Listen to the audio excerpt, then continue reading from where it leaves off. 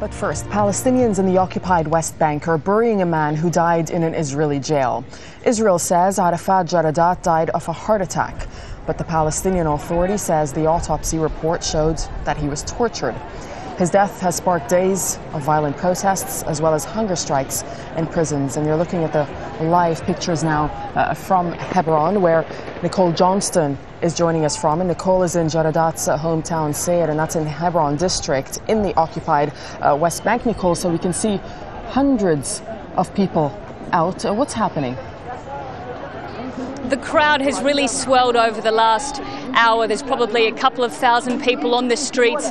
The body of Arafat Jaradat has been brought through the streets. It's now in a building being viewed by the family. From there, it was expected that it would go to the mosque and then it will be buried. But a huge turnout here. People have come out to show their support and their solidarity for the family, as well as to protest and demonstrate against his death inside an Israeli jail. They are outraged that he died inside the jail. They heard the Palestinian Authority say last night that they believe it was that he died from torture, and this has come as no surprise to the people of the village here. They never believed the official Israeli version of events that came from the prison authority, that he had died of a heart attack. Nicole, where could all of this lead to? And Israel presumably watching all of this closely, concerned that it may gain even more momentum.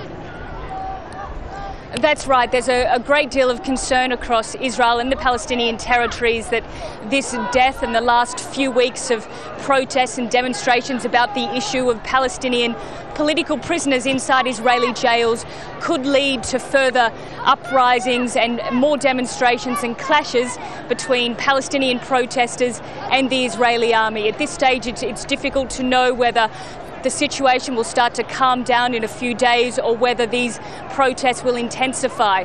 There has been a number of demonstrations in areas in the Hebron district outside of Hebron city, clashes between the Israeli army and demonstrators. So the Israeli government has tried to tell the Palestinian Authority to calm the situation down, to get things under control, but that puts the PA into a difficult position as well. They don't want to be seen as collaborating with the Israelis when the mood on the street is very angry and very upset.